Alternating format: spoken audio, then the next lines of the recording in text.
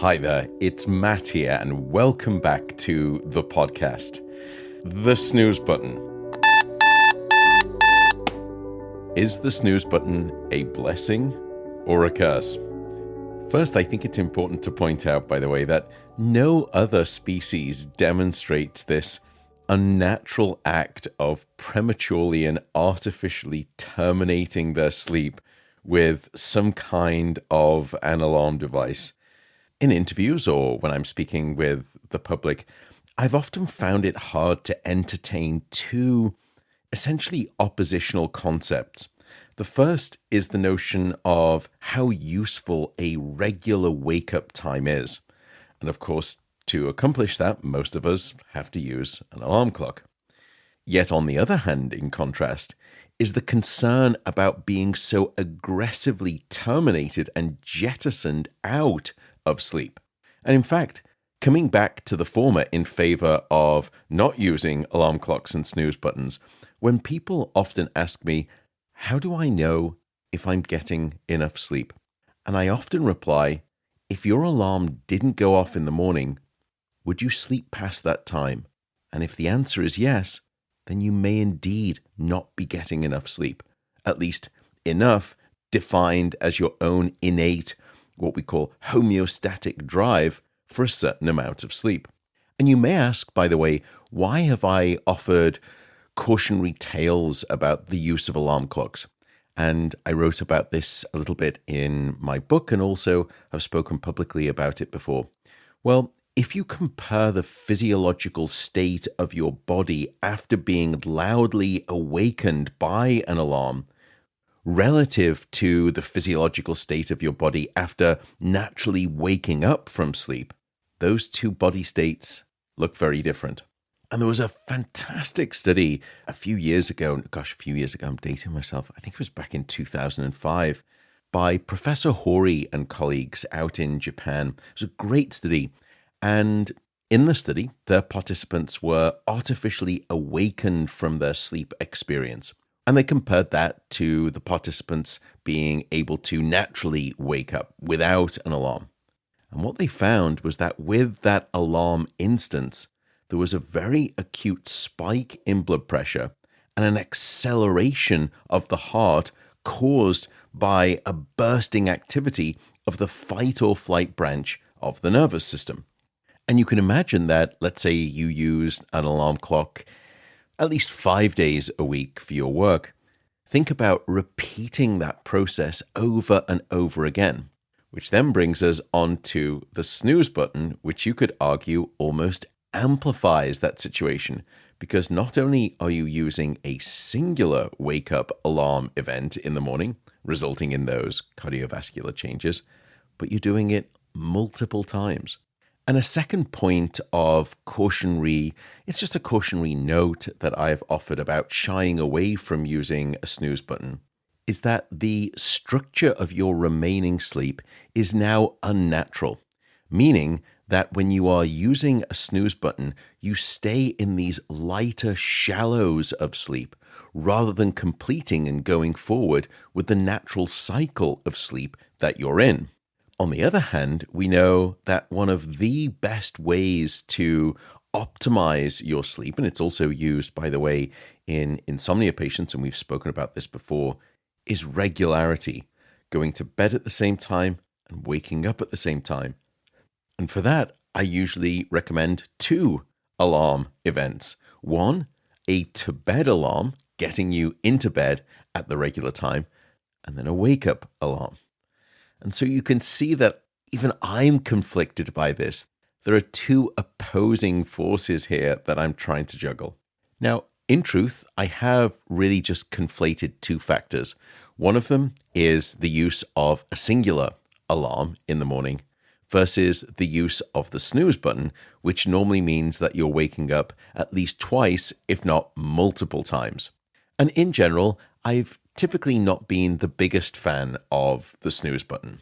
But a recent study that I want to tell you about has started to perhaps change my mind about that potential detrimental influence of using a snooze button. And I do love that notion of when data changes your mind and allows you to adopt a different viewpoint.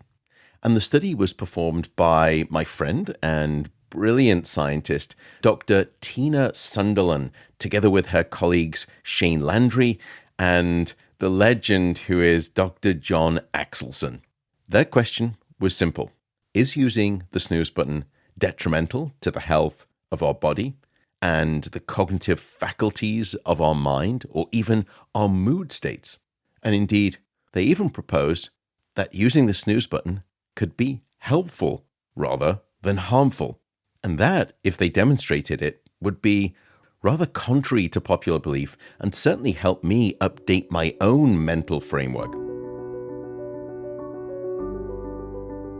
A sponsor of today's show is Inside Tracker, which is a service that comes out to your home and they will analyze your blood and your DNA to know precisely what is going on inside of you. Hence the name Inside Tracker. They look at your blood, your metabolic signals, your hormonal health metrics, and then they give you a personalized, actionable set of lifestyle changes in response to that readout. And the goal there is to improve your health. I was looking and informed they have some new cardiovascular and new hormonal biomarkers that I'm particularly interested in. One that I'm focused on is something called ApoB, which is an absolutely critical heart health measure.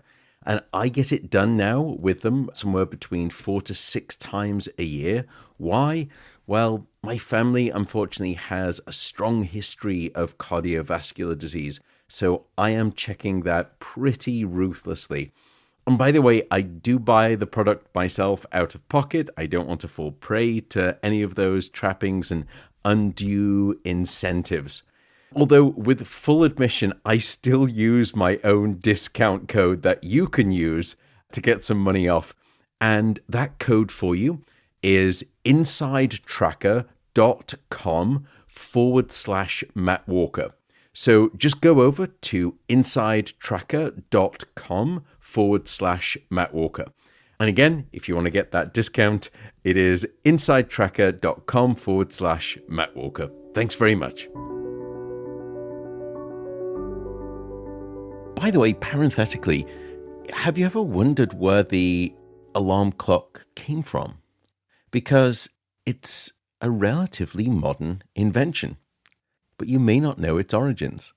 And we believe the inception story of the alarm clock goes back to the Industrial Revolution, because there, with the emergence of large factories, came a challenge. How do you guarantee the en masse arrival of a large workforce at exactly the same singular time? In other words, at the start of the shift. Well, the solution in the town became the factory whistle, which was arguably the earliest and certainly the loudest version of an alarm clock.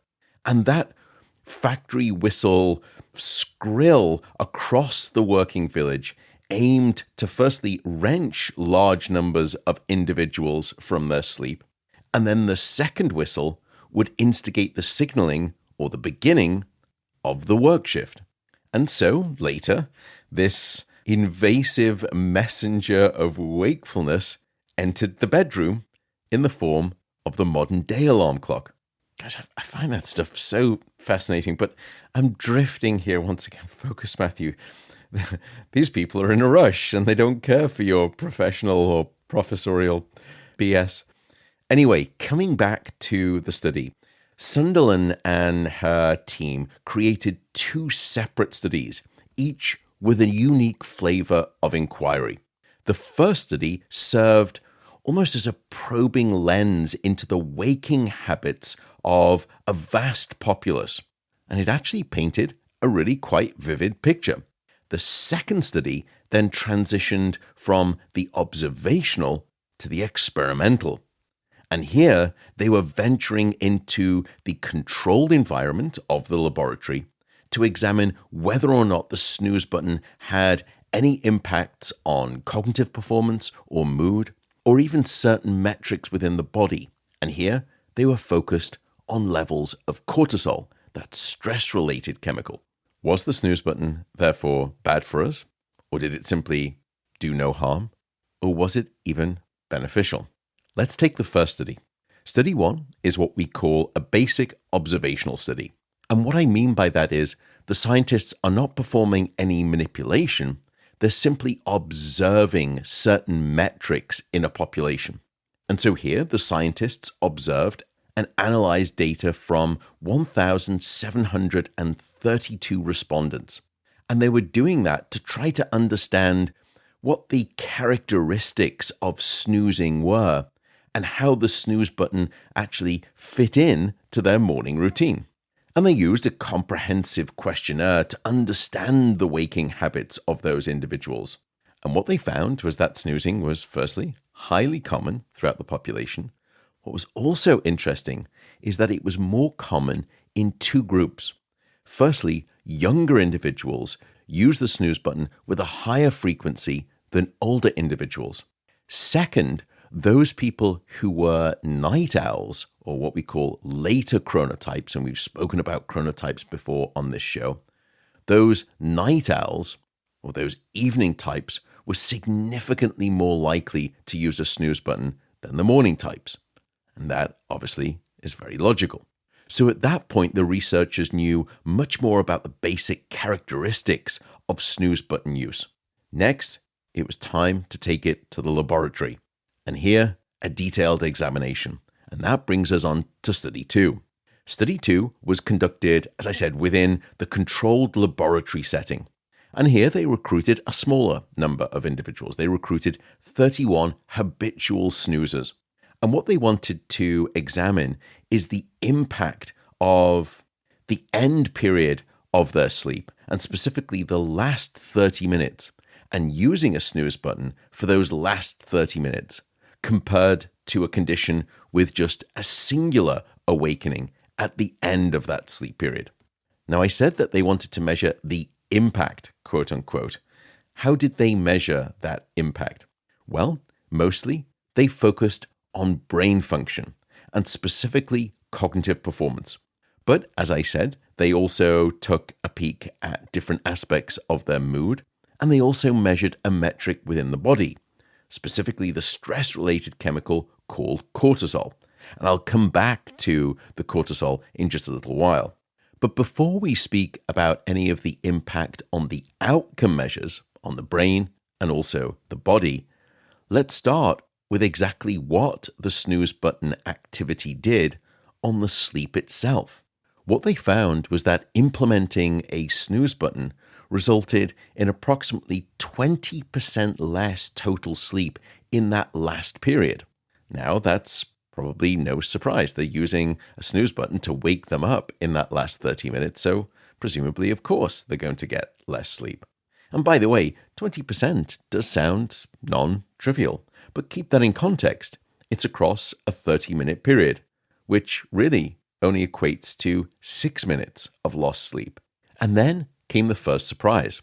When they looked at the outcome measure of cortisol, and specifically the cortisol awakening response, which is often associated with stress, and as I said, that cortisol spike can be related to those accelerations in heart rate and spiking blood pressure from the study that I described earlier by Horry and colleagues. Instead, Sundelin and her team found no clear alterations in cortisol associated with repeated snoozing. They also didn't find any detrimental impact upstairs within the brain. There was no significant impact on the aspects of cognitive function that they measured. There was also no impact on the aspects of mood that they measured. Even their levels of sleepiness were not different after waking up. In fact, if anything, they were suggesting that perhaps some aspects of cognitive brain function upon awakening were better after using the snooze button relative to not using the snooze button. But here, their findings and their logic make a huge amount of sense. Remember that I said that those individuals were sleeping less, and yes, they were sleeping less. And it goes back to the start of the podcast where I told you one of the reasons that I'm not a big fan of a snooze button is that using a snooze button ends up keeping you in more shallow sleep and not letting you complete some of those other deeper stages of sleep in your natural cycle. And in fact, that's exactly what they found. Those individuals not only had a reduction in their sleep, but they were identifying more shallow sleep. And you'll remember a podcast that I did just a little while ago called The Art of Napping.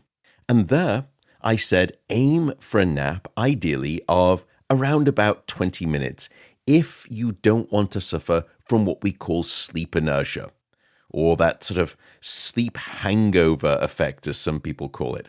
Why? Because if you nap any longer than that 20 minutes, it means typically that you're going to go into the deeper stages of sleep. And if you do, then when you wake up from that deeper sleep, you get that grogginess, that sluggishness of sleep inertia.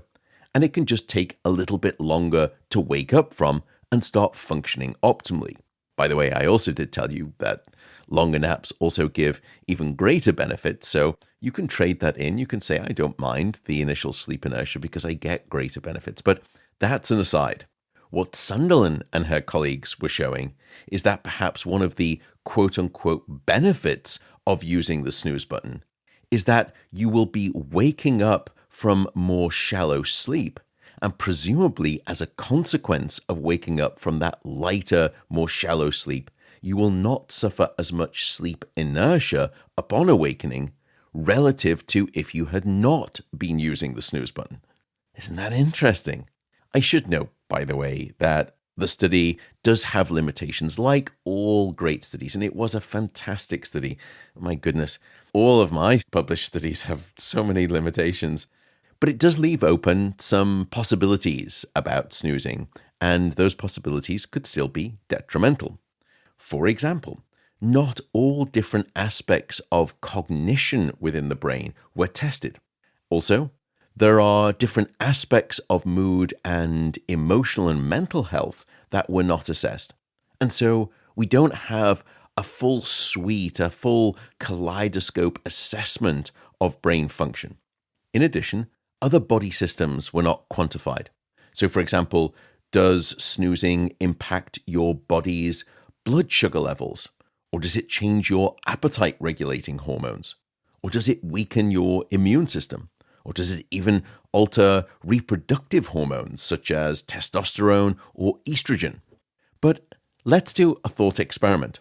Let's just say that they did measure all of those things, and still there were no changes, no detriments to any of those metrics caused by snoozing. Surely that would be case closed and essentially all clear on the Western snooze front, as it were.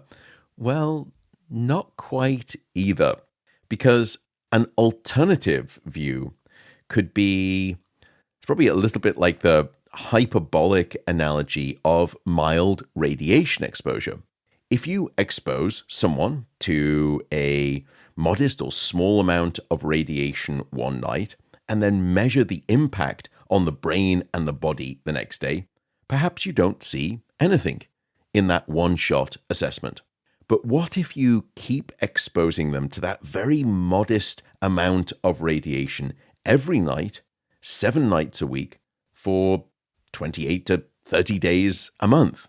Because if we go back to that 20% of lost sleep caused by snoozing, or just 6 minutes in total, if you actually add that up, it tallies up to somewhere between, if I'm doing my mathematics right, about 170 to 180 minutes, or about 3 hours of lost sleep by the end of the month. So in our thought experiment, if you instead assessed those individuals at the end of the month or after 1 month of this snooze implementation, rather than just after one single night, now would you see an impact on health, brain, and body? And if you did, would that change your opinion? I should say that it is still entirely possible that the answer to that longitudinal study design question would still be no when it comes to snoozing. And snoozing is entirely benign. But we don't know, so it could also be yes. This podcast is supported by Athletic Greens, which is now known as AG1. AG1 is a comprehensive nutritional drink that contains countless key health components. Actually, let me stop there. I say countless, but I actually know the company. I know how the product is made. And I believe at last count, it's over 75 different vitamins, minerals, probiotics, prebiotics, and other whole food nutrient sources. I do drink AG1 every day for the record. And also for the record, I buy my own supply because of all of the obvious integrity trappings that come with the free product. I know the company well, I know how the product is made, and I genuinely trust in their manufacturing. They are registered and approved by the Therapeutic Goods Administration. They also have GMP stamps, which means Good Manufacturing Practice badges. Basically, they're rigorous. So if you'd like to pick up an offer and get some money off your first order, and also get some free travel packs, just go to the link drinkag1.com/Matt Walker. So that's drinkag1.com/Matt Walker. And you will get some money off your purchase. So again, last time, that is drinkag1.com/Matt Walker. In truth, I do also use my own link to try and get some money off. I do buy it myself, but I do use the link to get that code money off too. And you can use that link as well. Thanks very much. Goodness, that all went a little bit dark and depressing with the whole radiation thing. I'm sorry about that analogy. As payment, let me give you something a little bit more cheery, a sort of a parenthetical tangent, which gives you such an insight into my polluted mind and stream of consciousness. But one hobby of mine is to collect the most innovative, meaning the most utterly ludicrous and thoroughly deranged alarm clock designs that are out there. Why? I don't know. I think it's just a way of trying to catalog all of the epically depraved ways that we human beings wrench our brains out of sleep. One such alarm clock, I love this one. It contains a number of different geometric blocks that sit in complementary shaped holes on a square pad. And when the alarm goes off in the morning, not only does that alarm clock erupt with a truly heinous blurting shriek, it also explodes every one of those single geometric blocks across the floor of your bedroom, and the alarm will not shut off until you then get down on all fours and you hunt down each one of those geometric objects and you reposition them in their respective locations. But I think my favorite, in truth, is called the Shredder alarm clock. Honestly, I kid you not. This is a real thing. You can Google it if you want. Here's how it works. You take a money bill. Let's say it's a $20 bill, or in my parlance, my language, a £20 note. And then before you go to bed, you slide the money bill into the front of the alarm clock. And then when the alarm goes off the next morning, you have just a short amount of time to wake up and then turn off the complex alarm before it starts shredding your money in front of your blurry eyes. What are we doing as a species, people? But I think there's one that's perhaps even more cruel. This comes from the brilliant behavioral economist Dan Ariely. And he has suggested an alarm clock, which is essentially an app on your phone. And it's connected to the internet by Wi-Fi. And by way of that, it's actually connected not just to the internet, but more specifically to your bank account. And here's how it works. For every second that you remain asleep past the allotted alarm that goes off in the app, the clock will start to send $10 to an organization that you absolutely despise. And that organization which you truly like is one that you yourself have set up when maniacally programming the alarm clock to begin with.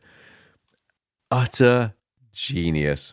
Anyway, let me finally get back to this study by the wonderful Tina Sundelin and her colleagues. It was a great study. It was very well conducted. The data is, I think, quite suggestive of minimal effects, at least on the things that they measured following essentially one night or one morning of a manipulation.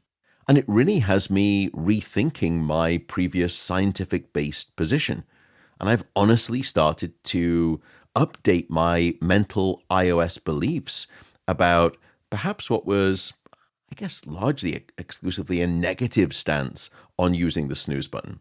That said, I still feel, at least at this stage overall, that it's probably best to leave your body to do its own thing. Let it sleep in natural, unbroken ways, at least right to the point before your single alarm goes off. Which is to say that, at least personally, I'm probably not going to start using a snooze button right now. And by the way, that's in truth not the goal of their study. It wasn't their goal. They weren't trying to convince you of anything. They simply wanted to explore an empirical question. And they did that wonderfully. Tina, if you are listening out there, yet another outstanding study. And with that, folks, I will simply say good night. Take care. Thank you so much for tuning in. I will see you next time.